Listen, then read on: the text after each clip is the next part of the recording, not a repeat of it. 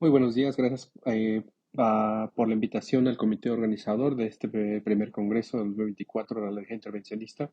Soy el doctor Manuel Mendoza Aguilar, médico radiólogo egresado del Hospital General de México. Mi práctica la realizo en la ciudad de Querétaro.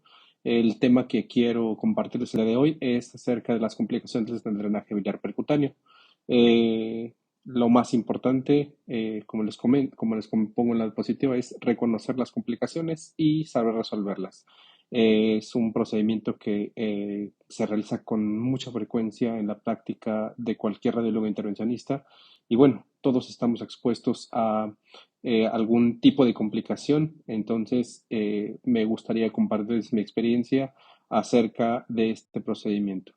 Las tasas de frecuencia oscilan entre el 3 al 10% de frecuencia, con una mortalidad periprocedimiento entre el 0,1 y el 0,8%. Es importante reconocer cuando un paciente tiene el riesgo de perder la vida después de realizarle este procedimiento, o explicarle al paciente las posibles complicaciones por pequeñas que sean, porque para ellos pueden convertirse en un dolor de cabeza terrible. Pues bueno, la preparación para disminuir el riesgo de complicaciones, tenemos que tomar en cuenta que los pacientes que se realizan este tipo de procedimientos tienen que tener un INR por lo menos de menos de 1,5, un hematocrito de por lo menos el 25% y un recuento plaquetario de 50,000.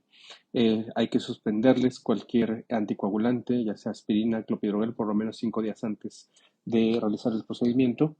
Tener una adecuada hidratación, además de tenerlos cubiertos con antibióticos profilácticos de amplio espectro, ya que la mayoría de estos pacientes, como bien lo sabemos, pueden venir con cuadros colangíticos. Es ideal, si el paciente presenta ascitis, atención, realizar paracentesis para reducir el riesgo de alguna complicación.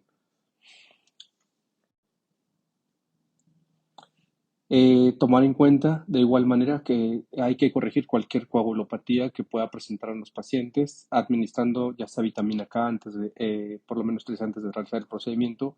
Eh, Puede ser aplicarles plasma frescos congelados. En mi experiencia o en mi práctica aplicamos uno durante el procedimiento y dos posteriores al procedimiento. Transfundirle en ocasiones plaquetas si por alguna razón no se puede suspender la anticoagulación. En algunos casos, si el paciente está anticoagulado con heparina, la podemos suspender 12 o 24 horas antes para poder realizar el procedimiento. Pues bueno, aunque en la charla no dedico tanto tiempo a explicarles acerca de la técnica ni el tipo de materiales, es importante saber que este tipo de procedimientos se realizan en aquellos pacientes que cursan con cuadros ictéricos obstructivos, puede ser benignos o puede ser malignos. Los drenajes pueden realizarse de manera externa, de manera mixta o solamente de manera interna, entendiendo por externo que es la colocación de un catéter que no cruza el intestino, entendiendo por mixto que es un catéter que cruza y drena tanto los conductos biliares hacia el exterior como hacia el interior, hacia la parte del duodeno, o en aquellos pacientes en los que se coloca de primera una prótesis, ya sea de manera percutánea o endoscópica, o la combinación de ambas. Eh, Dentro de los conocimientos básicos de cualquier radiólogo o radiólogo intervencionista, para evitar complicaciones es ideal conocer los patrones de segmentación. En la segunda imagen, la imagen A es el patrón de bifurcación más frecuente, casi en un 52% de los casos. Es ideal de pedirle a los pacientes todos los estudios de imagen para hacer una adecuada valoración. Si podemos tener acceso a una colangioresonancia, que es la manera no invasiva de valorar el tipo de estenosis el cual el paciente puede presentar.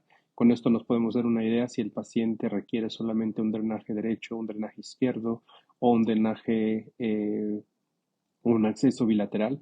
Es un estudio que idealmente pedírselo a todos los pacientes.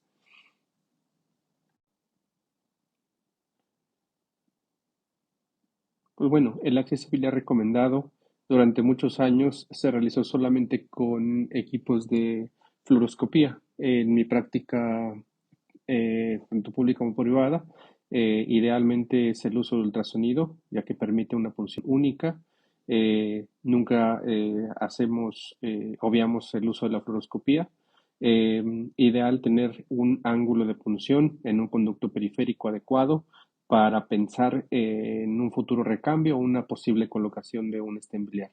Idealmente hacer todas las funciones con aguja de Shiva, que como ustedes saben son agujas que tienen un calibre de 21 gauge. La aguja tiene la particularidad de ser atraumática. Eh, Hay bibliografía que dice que un paciente o un hígado puede llegar a tolerar hasta 20 o 30 punciones sin causar mayor complicación, siempre y cuando no se, no se salga uno de la cápsula.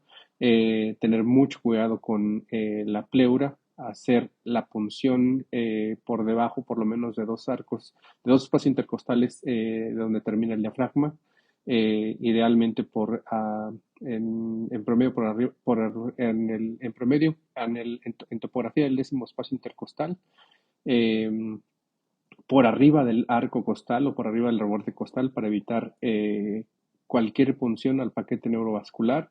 Cuando uno inyecta contraste, idealmente hay que diluirlo en 40-60% para no tener unas vías biliares completamente oscuras y que no nos permiten ver la adecuada navegación de nuestras vías.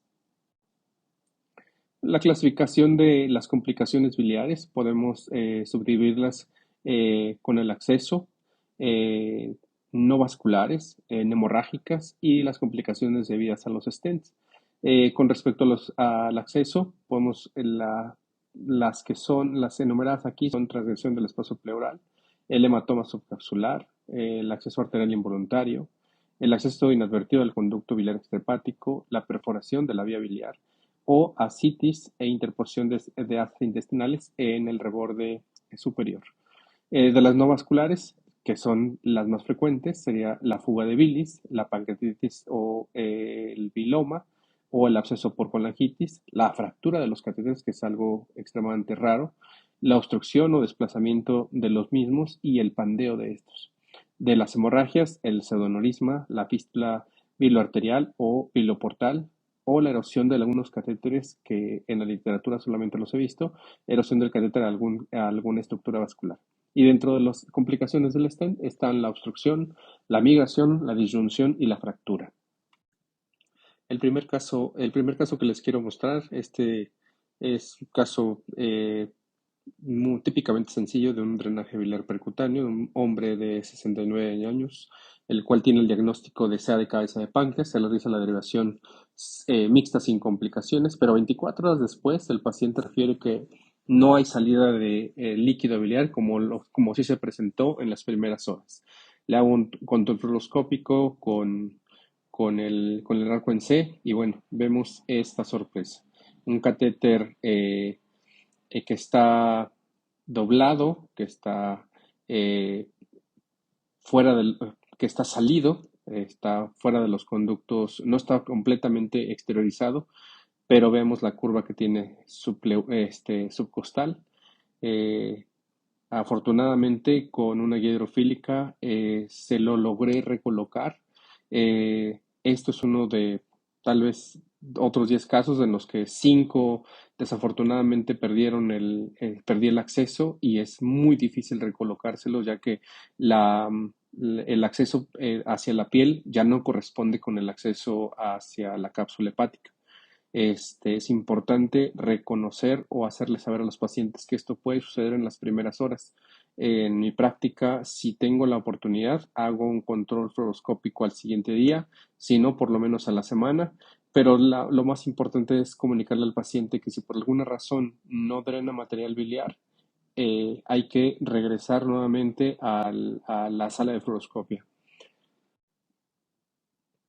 Pues sí, la salida del catéter, que es la complicación más común, pero puede ser eh, catastrófica porque, bueno, significa repuncionar al paciente, hacerlo gastar material, desgaste físico y mental de uno.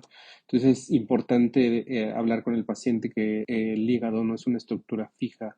El catéter puede estar yendo de dentro a afuera por la respiración. Cuando el paciente se va con una bolsa demasiado larga, demasiado corta, cuando el paciente no es consciente de que la tiene, puede quedar atrapado en la ropa, en la silla de ruedas, en el codo, me ha tocado, que haces drenajes y al día siguiente el catéter, el paciente dice, mire, se me sale un poquito el catéter y el catéter lo trae en la mano, ¿no? Cuando el catéter es mixto, recuerden que el catéter tiene el chino o un bucle distal, entonces idealmente hay que tensar el bucle para que el chino quede muy apretado dentro del duodeno. Pensar en colocar un dispositivo en la piel, como este de las mariposas que les pongo aquí. A mí no me gustan, particularmente no me gusta ninguno porque la quemadura que causa en la piel es diferente en cada paciente. Hay pacientes que les va muy bien, pacientes que esto les causa unas úlceras terribles. Eh, Pensar que la sutura no tiene que estar tan sujeta a la piel porque les causa mucho dolor y el paciente puede hacer que se lo arranque. Cuando el catéter queda externo, recordemos que el bucle queda dentro de los conductos, ya sea izquierdos o derechos, y puede llegar a salirse con facilidad. Decir al paciente o reconocer nosotros que puede tener dolor en pericatéter, fugas de bilis a través del catéter, y bueno, hay que revisarlo en su sitio de entrada, ver la integridad de la sutura y el dispositivo de fijación. Hay que realizar controles, aunque nos dé mucha flojera, porque pues estamos llenos de trabajo, pero realizar un control coronográfico con inyección de contraste, evaluar la distancia que hay entre los orificios del catéter hacia la entrada de la piel y en el sitio de la estenosis y en el duodeno para saber si lo tenemos que avanzar o no. Idealmente usar guías largas de mediano soporte, las hidrofílicas particularmente ya cuando uno quiere recolocar un catéter no sirven de mucho, el catéter pierde tensión, el hígado está menos dilatado o menos inflamado por la dilatación. Entonces, si no puedes resolverlo, pues entonces en ocasiones hay que hacer una segunda punción. Las oclusiones del catéter, recordemos que la bilis es un líquido viscoso con muchos sedimentos.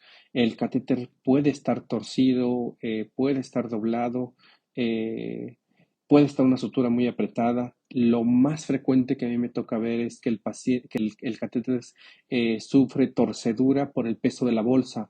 Entonces es importante hacer hincapié al paciente que el catéter tiene que permanecer recto y la bolsa no dejarla que gire tanto en sí misma porque tuerce de manera fácil el catéter.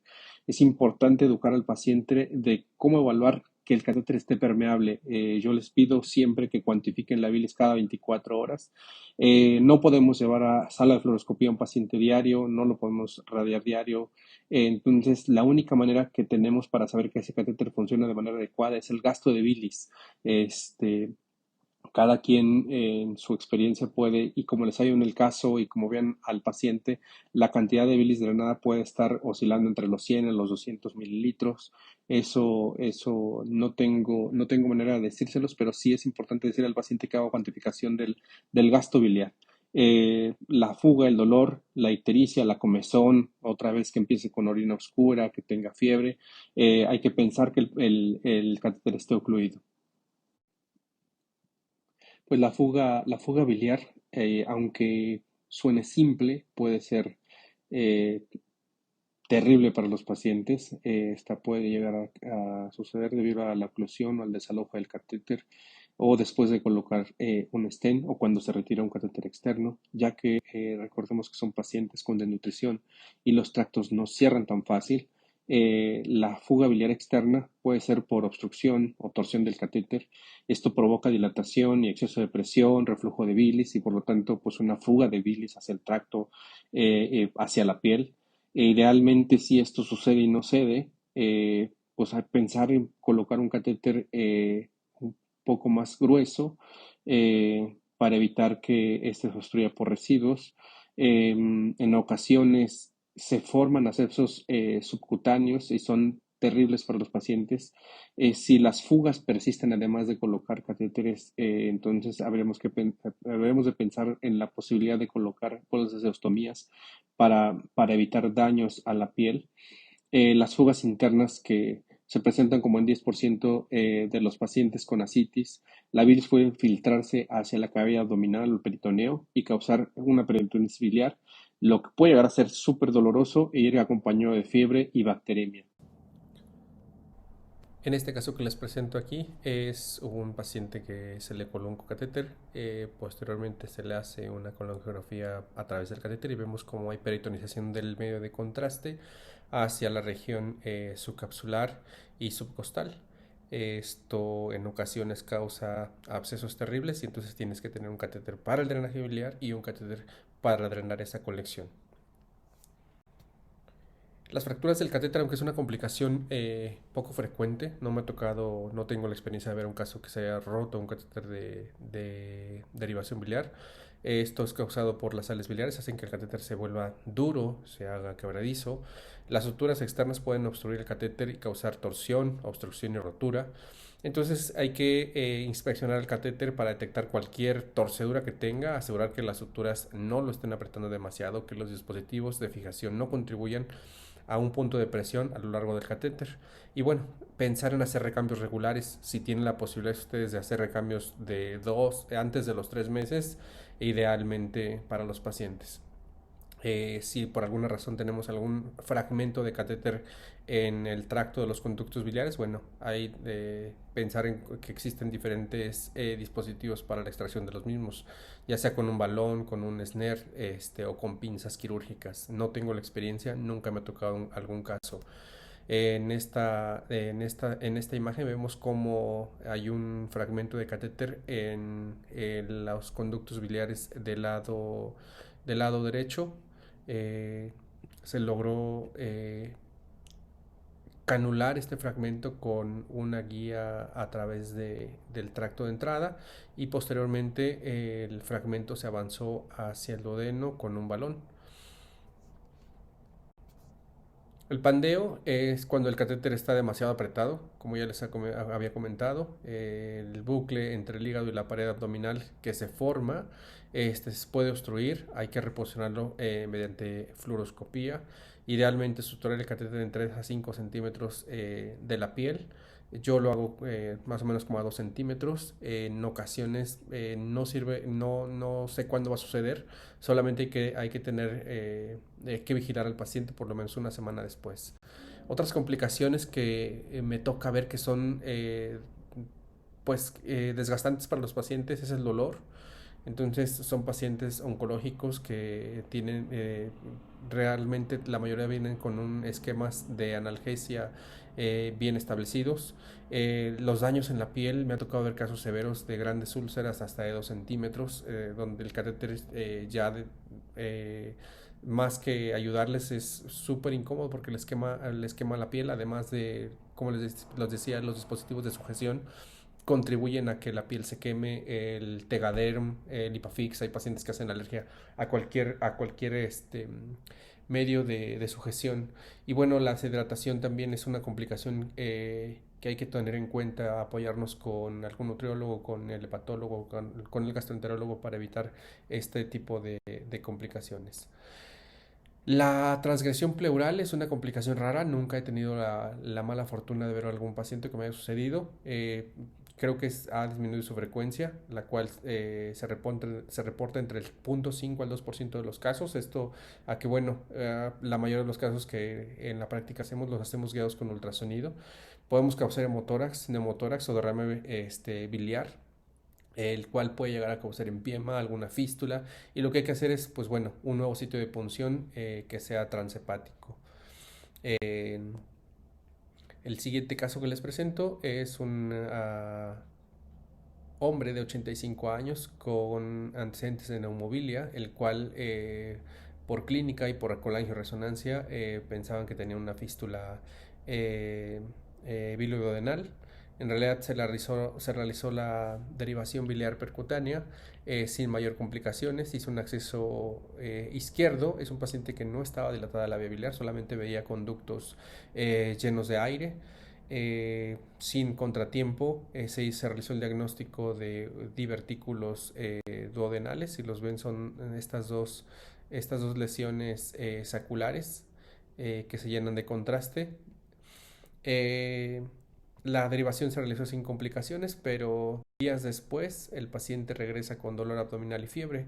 Entonces, en este corte axial de tomografía simple, vemos cómo existe una colección en el adyacente al sitio de entrada del catéter que abarca el lóbulo izquierdo, tiene una distribución subdiafragmática y subcapsular. El paciente regresa con fiebre y con dolor abdominal. Entonces, lo que se hizo aquí fue colocarle, además del catéter que tenía, es un catéter para drenarle el biloma que se había formado. Pancreatitis aguda es una complicación reportada con una prevalencia de entre 4 al 6% después de un drenaje biliar. Creo que los que tienen mayor tasa de complicaciones son los endoscopistas después de realizar manipulaciones de la vía biliar, sobre todo cuando se colocan stents. Cuando hay colocación de drenaje biliar internos o externos, puede llegar a presentarse también.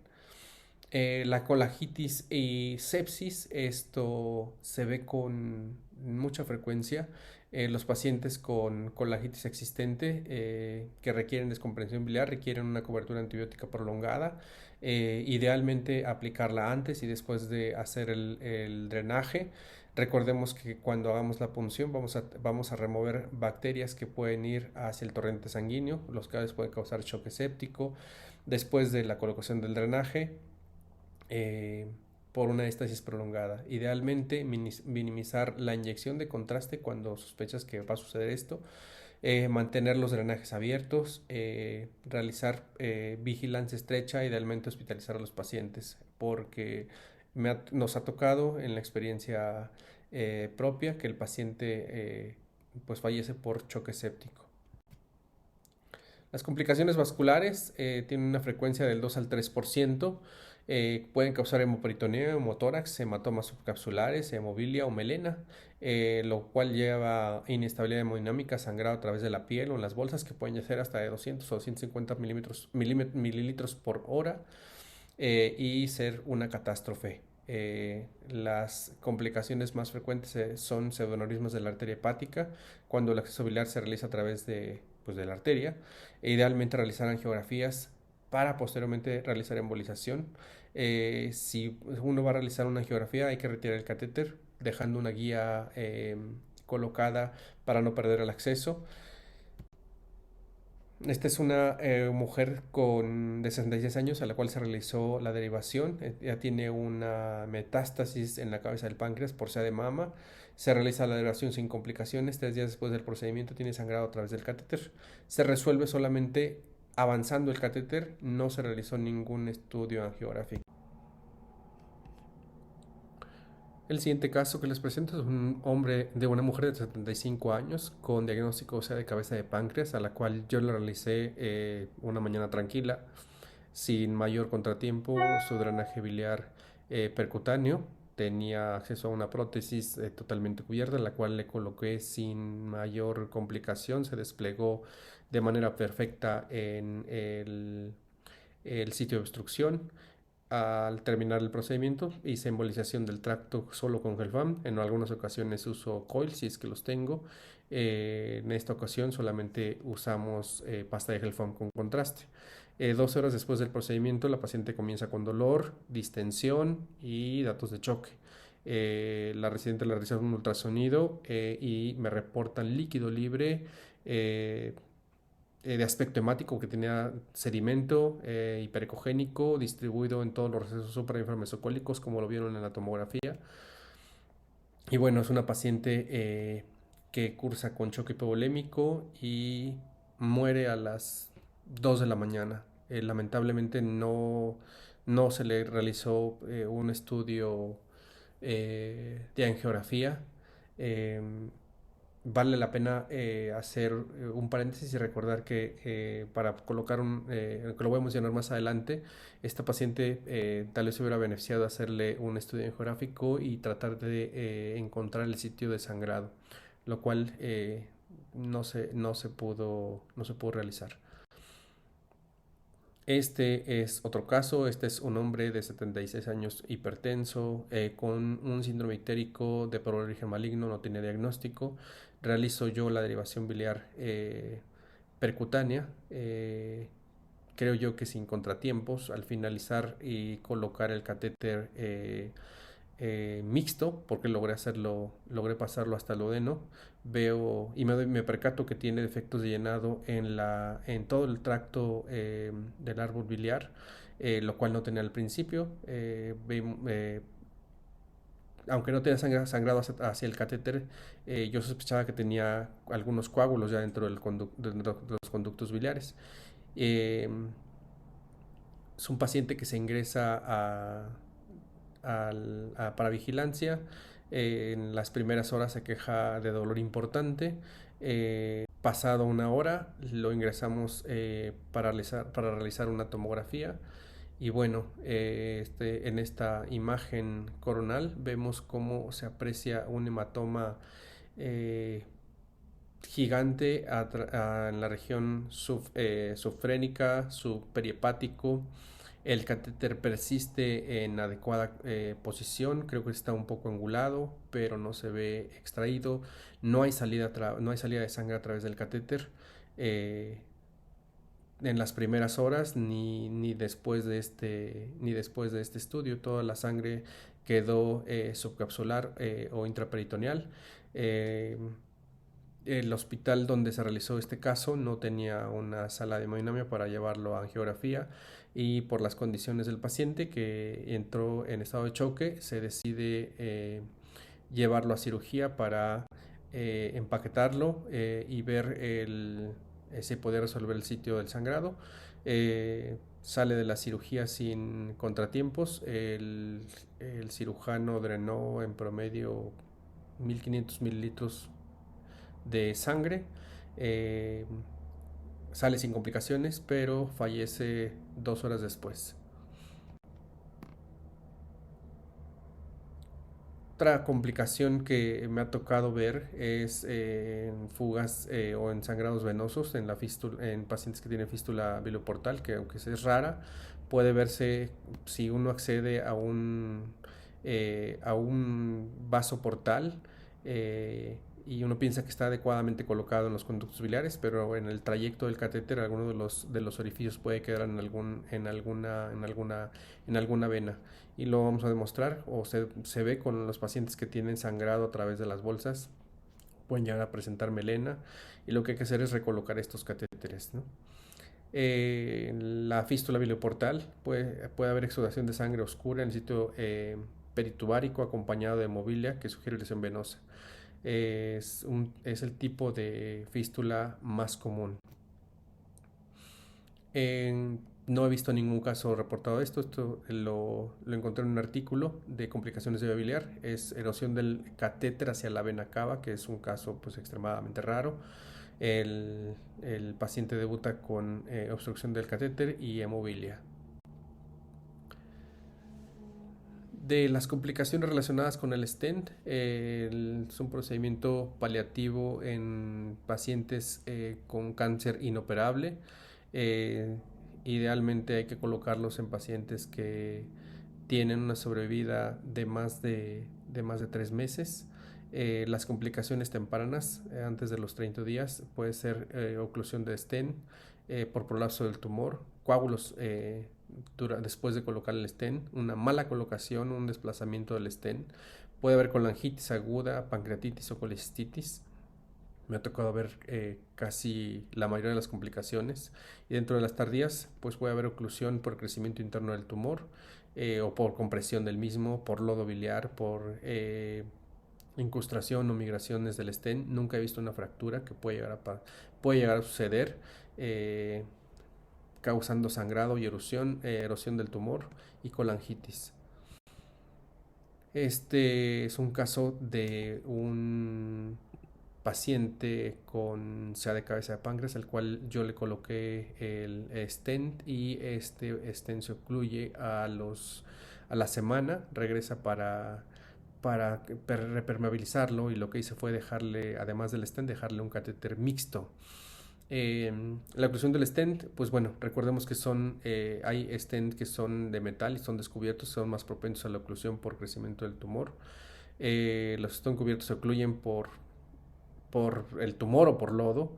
La tasa de permeabilidad de 1 a 3 y 6 y 12 meses oscila entre el 95, el 83, 74 y el 50% respectivamente. Esta es otra paciente, otro caso que tengo de una femenina de 52 años con diagnóstico de SEA de vesícula biliar, a la cual se le realizó, yo no le realicé la derivación biliar, hacía 6 meses, le coloqué un stent descubierto sin contratiempos. 12 meses después regresa conmigo por síndrome ictérico, y bueno, resultó que el stent estaba tapado con lodo y con sedimento. Actualmente sigo viendo a la paciente cada 6 meses sin mayor complicación después del lavado del stent o de la repermeabilización del mismo. Migración del stent en 20% sucede más en los que son cubiertos. Este caso que lo hice meme porque el stent intenté colocarlo, nunca se desplegó, y vemos cómo está pues completamente dentro del duodeno, ¿no? ¿Y por qué? Porque existía gran defecto de llenado, que lamentablemente y seguramente por el contraste tan mm, eh, concentrado, no logré ver este defecto de llenado en el colédoco, y es una gran piedra. El otro caso que tengo de un stent migrado, sucedió por el tumor, que estaba tan duro y tan apretado que el tumor hizo que el stent se desplazara, o lo escupiera en términos coloquiales. Idealmente aquí hubiera sido plastear esta estenosis y después implantar el stent, o dejar un catéter de seguridad, un drenaje externo. Bueno, dentro de los stents, para recordar, hay dispositivos que son no cubiertos, que tienen más fuerza radial. Hay stents cubiertos que tienen una tasa de permeabilidad mantenida un poco más prolongada. Con respecto a la mortalidad o la supervivencia global, no hay diferencias. Entonces, en mi experiencia, es ideal colocarlos en 2 tiempos. Primero es comprimir la vía biliar, y 1 o 2 semanas después colocar el stent. No siempre aplica. No puedo esperarme a no colocar el stent, porque el stent en la práctica pública lo puede colocar el endoscopista. Entonces, si lo tengo, se lo coloco de una vez. He tenido la experiencia o la mala experiencia de tener pacientes que sangran. Entonces, idealmente vigilar al paciente, hacer un buen tapón de material embolizante, si puedo con coils, o si solo con Gelfam, pero sobre todo la vigilancia. Mantener el catéter de drenaje 1 semana después de colocado el stent, les digo que puede ser la opción. Las complicaciones o riesgos son formación de abscesos en el sitio de entrada del catéter al retirarlo. Básicamente por eso no les dejo yo un catéter, porque si se los dejas es difícil que cierre el tracto de donde entra el catéter. Recordemos que el stent va a tener un lumen bastante amplio. El paciente va a tener reflujo, neumobilia, y posterior puede llegar a formar un absceso subcostal o perihepático por el reflujo que hay de la bilis. Entonces, idealmente hacer una buena embolización del tracto de entrada. Y bueno, esa es la parte esto es un poquito de la experiencia que quería compartirles acerca de los casos. Eh, todos los días aprende. eh, Nada es igual, todos los casos son diferentes. Todos los casos te enseñan, muy fáciles, muy simples. No hay que confiarnos, hay que estar siempre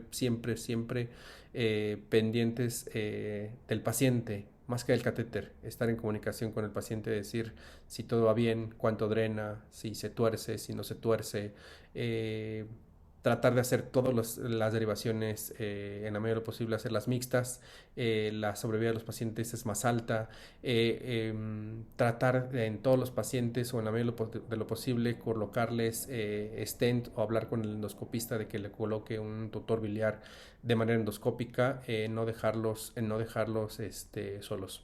Y muchas gracias.